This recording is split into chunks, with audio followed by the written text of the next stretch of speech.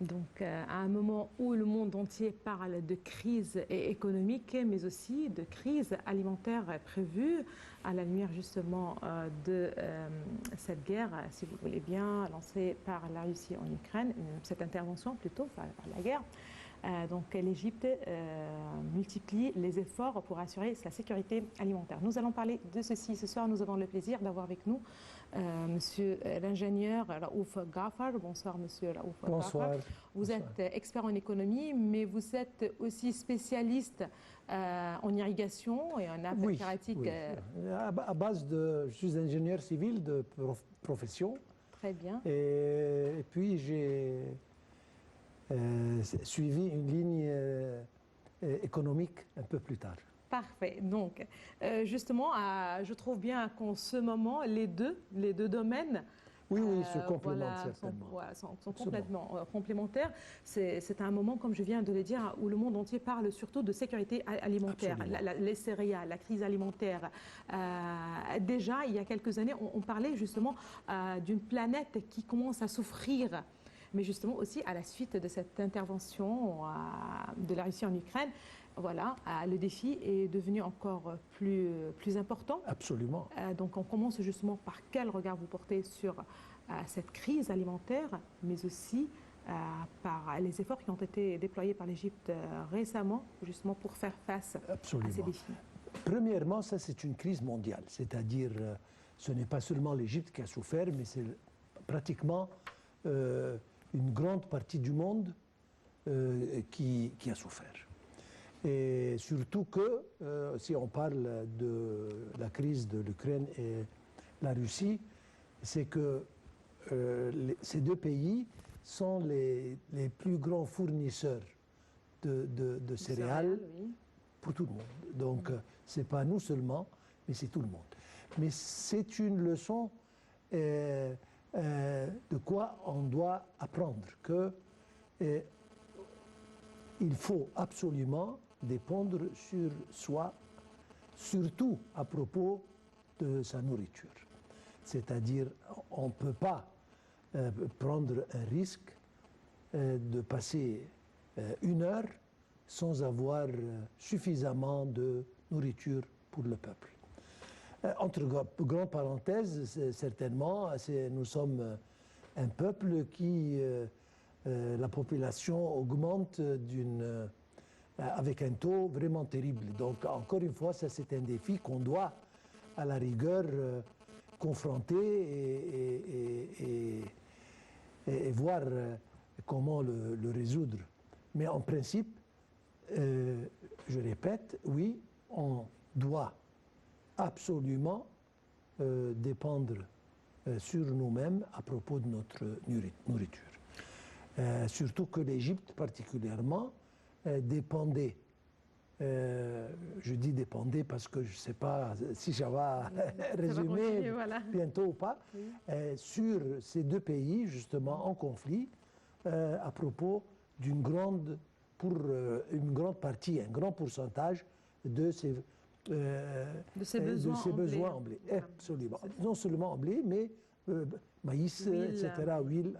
Donc, c'est pour ça que, espérons bien que ce conflit ne prend pas beaucoup de temps et que les choses résument, mais on doit, en même temps et en parallèle, augmenter notre production, surtout dans ces produits, pour essayer de...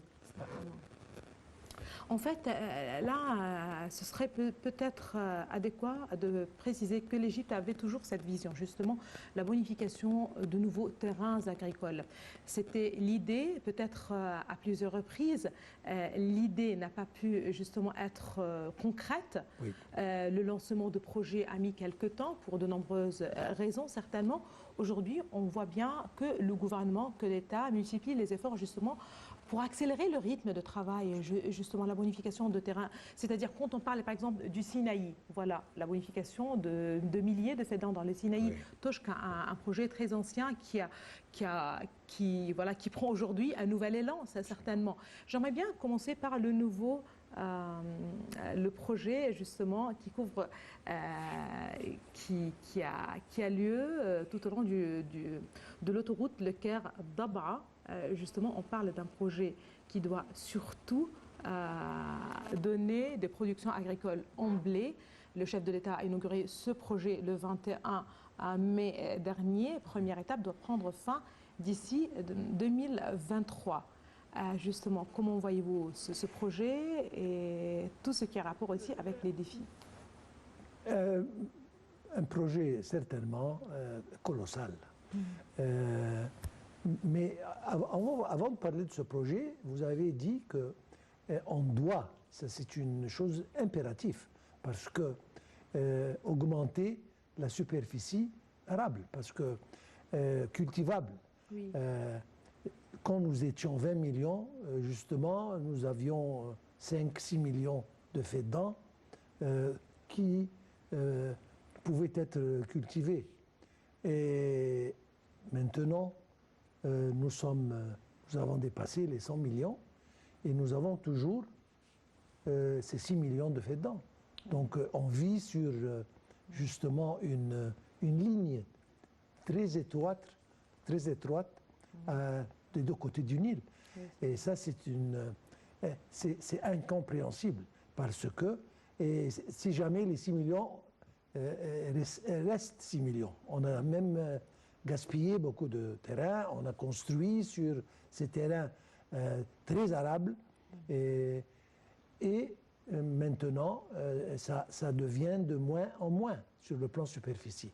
Donc la bonification et la création de nouvelles terres arables qui peut être cultivées et qui peut être employées pour la production agricole, ça c'est un projet, premièrement un projet excellent, en second lieu un projet vital pour les Égyptiens, et puis vraiment la magnitude de ce projet est admirable parce que, comme vous l'avez dit, c'est un défi. Et on ne parle pas d'un projet de 5 000 fédans ici ou 10 000 fédans d'ici. On parle d'un projet qui représente à peu près le tiers de la superficie qui existe aujourd'hui. Donc ça, c'est déjà un pas géant dans cette direction.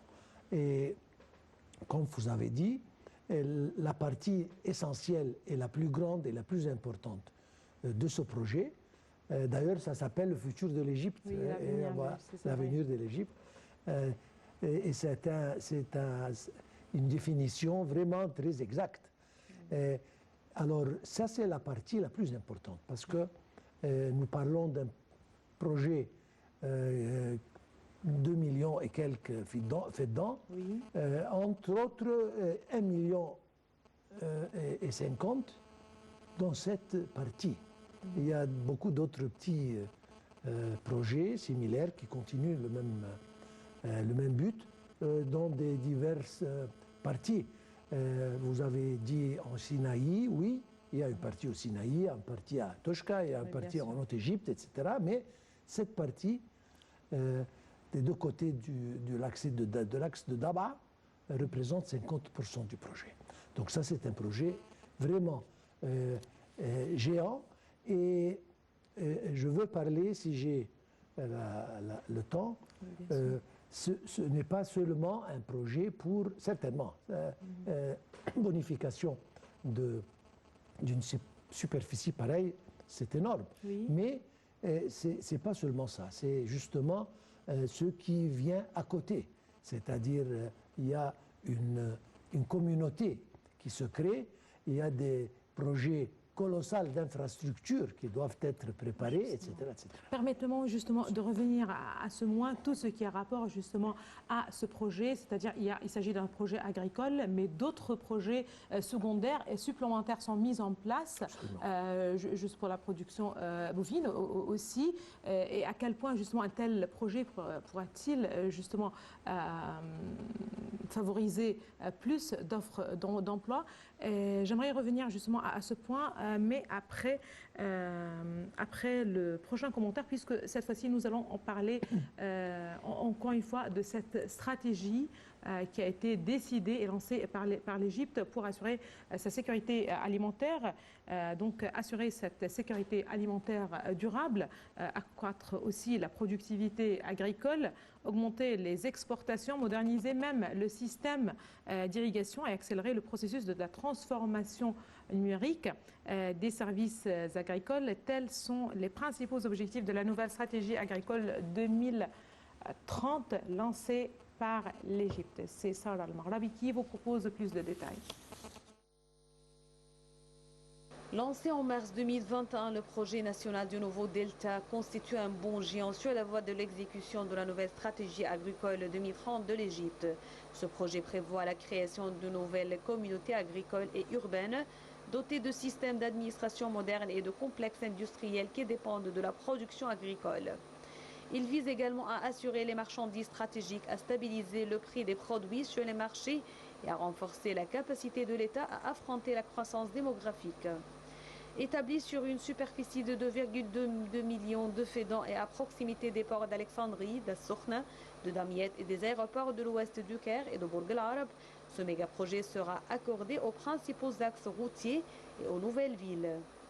Grâce à cet emplacement stratégique privilégié, le projet vise à ajouter 30% de superficie agricole des terrains à l'ancien delta et à créer environ 5 millions d'emplois directs et indirects d'ici 2025.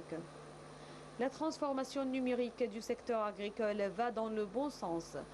Lancé en 2020, le système de carte à puce de l'agriculteur vise à créer une infrastructure d'information au service de l'agriculteur et à lui faciliter l'obtention des quotas prescrits concernant tous les besoins de production et de carburant, ainsi qu'à lui permettre d'obtenir une pension ou une assurance maladie et faciliter le paiement de toute cotisation financière ou tout prêt. Le système a été mis en œuvre dans 12 gouvernorats alors que près d'1 million de cartes ont été délivrées. Pour dynamiser les exportations agricoles, le ministère de l'Agriculture a mis en place un plan formé de 3 axes principaux: ouvrir de nouveaux marchés à travers de nouveaux pays, contrôler la qualité pour accroître la confiance dans le produit égyptien via le processus de codage et renforcer la sensibilisation de l'agriculteur égyptien à travers les programmes d'utilisation des pesticides. L'Égypte a réussi à occuper mondialement la première place dans l'exportation d'oranges, dépassant l'Espagne, qui a occupé cette place pendant de longues périodes. L'Égypte a également occupé les premières places dans l'exportation d'agrumes et de fraises surgelées et dans la production d'olives, et elle vient en tête des pays producteurs de blé, de riz et de canne à sucre.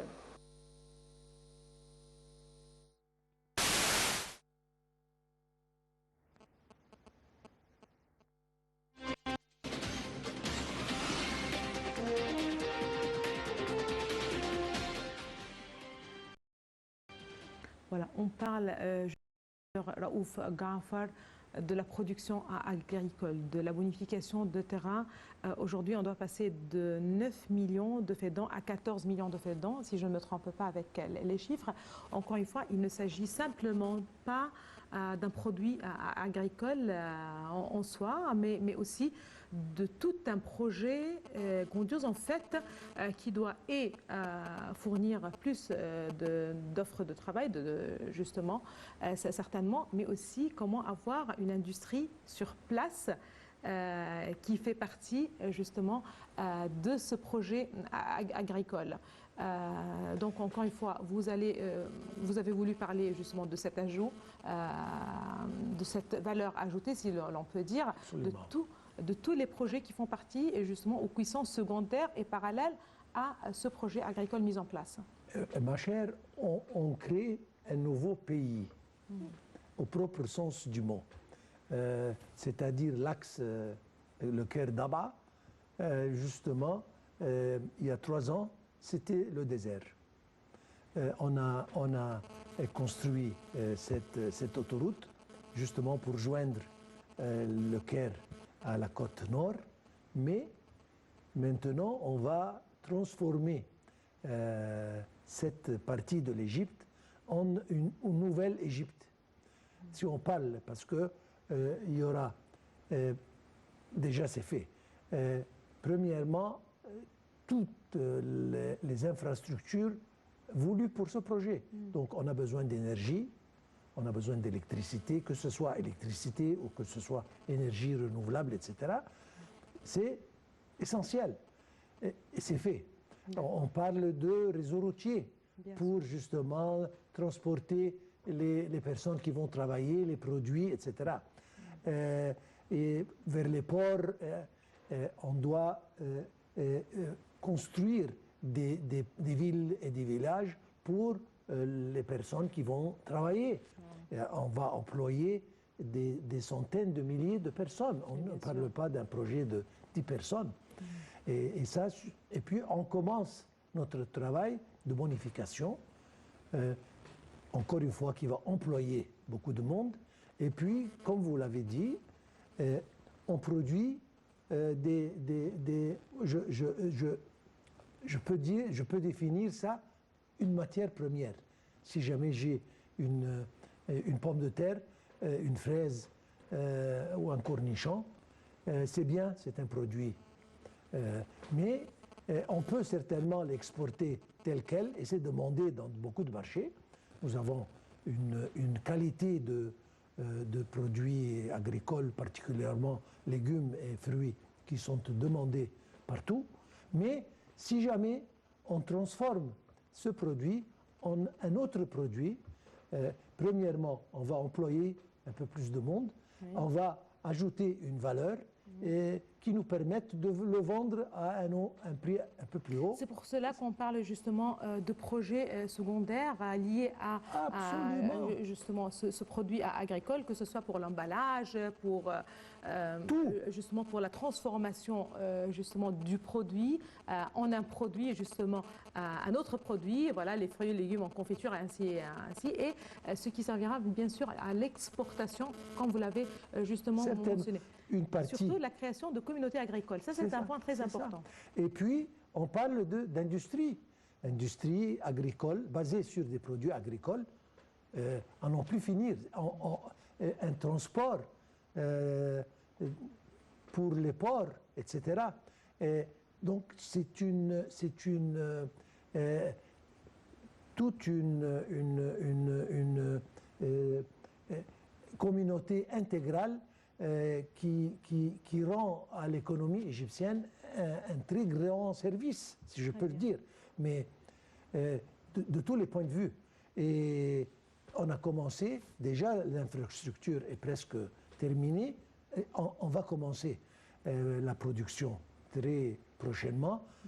Certainement, on ne doit pas ignorer qu'il y aura disons, une grande partie de ces produits qui vont être dirigés vers comme vous l'avez dit, pour l'exportation, ça va, mais pour la nourriture interne, pour essayer d'arriver à un taux plus grand dans notre sécurité alimentaire.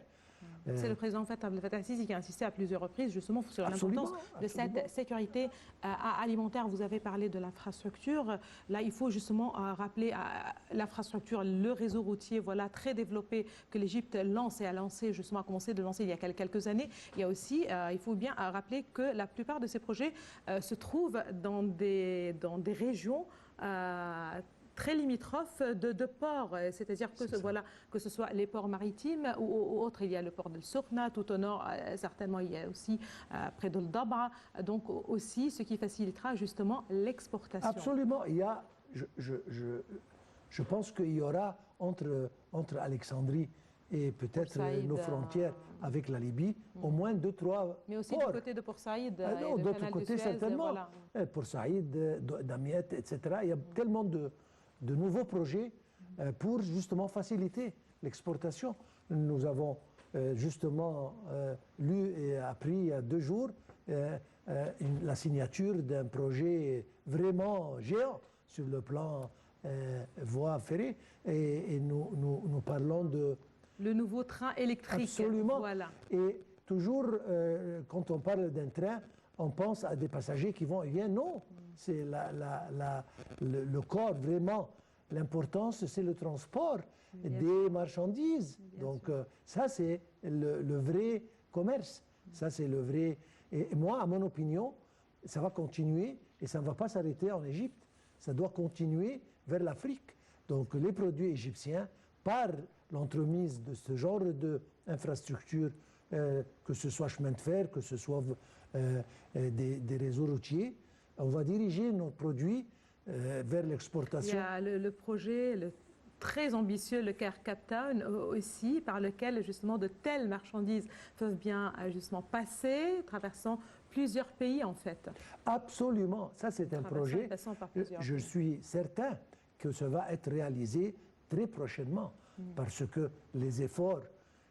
D'ailleurs, l'Afrique s'était mis en tête d'achever une Afrique unie, une Union africaine dans les années 60, avec tout ce qui est arrivé sur le plan Covid et puis ce conflit entre l'Ukraine et la Russie vont certainement donner une petite accélération. Et je pense que ça va se terminer un peu plus tôt que les années 60. Et comme vous l'avez dit, Alexandrie Cape Town, ça représente une artère essentielle pour le commerce africain. Donc, comme on revient à notre sujet, l'exportation représente certainement une partie essentielle dans ce projet, mais l'autosuffisance de nos produits alimentaires pour l'Égypte est encore une chose vraiment vitale. Ce n'est pas concevable qu'un pays comme le nôtre importe 70% de ses besoins en blé, par exemple. Non. Maintenant, on est peut-être à 60%. On doit diminuer ce taux. Et ça va se diminuer. Il y a à 50%, 40%. Espérons bien que d'ici quelques années, on peut nourrir tout notre peuple sans avoir recours à importer justement une tonne de blé. Voilà. Très bien. Justement, en parlant de cet intérêt très particulier accordé et à la sécurité alimentaire de l'Égypte, toujours certainement un défi, une nécessité, mais aussi à la production agricole, c'est-à-dire qu'on avait toujours justement ce souci. Aujourd'hui, on parle de projets qui prennent place.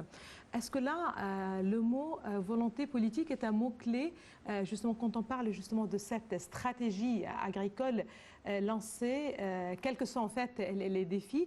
J'aimerais bien justement parler de cette volonté politique, surtout aussi en parlant de l'Afrique en fait. Et justement, comment est-ce que les pays africains puissent justement échanger les produits, accroître leurs échanges commerciaux. J'aimerais bien revenir à ce point, mais tout d'abord, justement, j'aimerais parler du gouvernement égyptien qui a décidé de créer une nouvelle vallée. Encore une fois, nous allons parler de cette nouvelle vallée en référence certainement à celle du Nil, destinée à conquérir des terres agricoles sur le désert ou dans le désert et à construire de nouvelles villes. Ce projet doit ainsi résoudre le problème ou aider à résoudre le problème du chômage, de la surpopulation et de la sécurité alimentaire. Le but affiché est de faire passer à terme la superficie cultivable justement en Égypte de 5 à 25% de sa superficie totale. Docteur Raouf, je vous invite à suivre avec nous ce commentaire.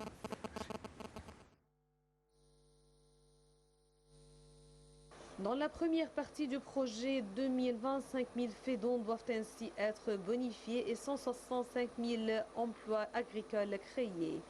Le but du projet de Nouvelle-Vallée au projet de Toshka consiste en un système de canaux destiné à détourner les eaux du lac Nasser vers des régions désertiques du désert. Considéré comme un échec 15 ans après son lancement, il est relancé par le président Abdel Fattah el-Sisi en août 2014 et en août 2016. Il alloue environ 4 km² de terre pour des constructions dans la nouvelle ville de Toshka, visant à contenir jusqu'à 80 000 habitants. Pas d'impossible, telle est la devise qu'a adoptée le président Abdel Fattah el-Sisi. Cela est témoigné dans chaque coin de l'Égypte.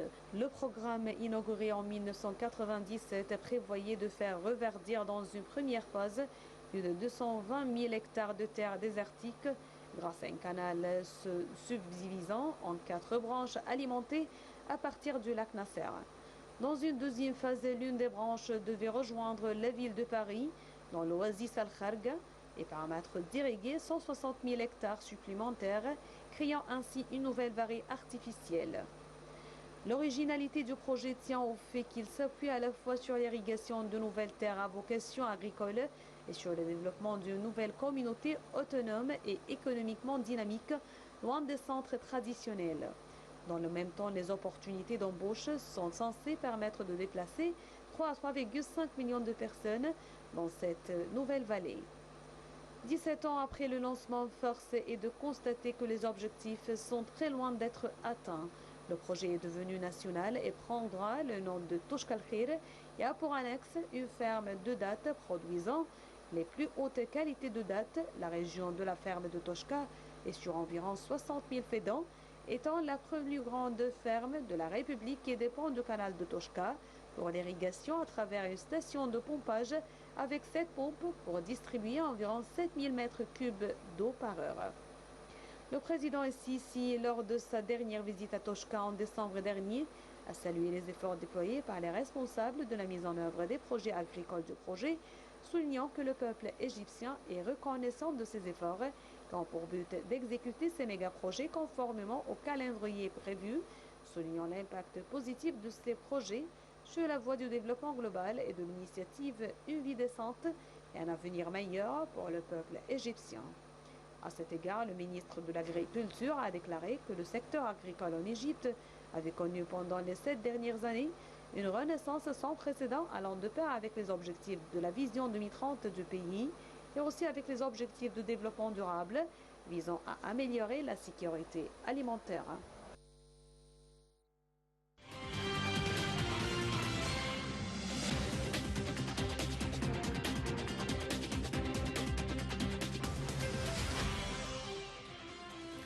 Donc, une nouvelle vallée, donc encore une fois, retour à un projet lancé par l'Égypte il y a de longues années aujourd'hui, mais qui était au point mort.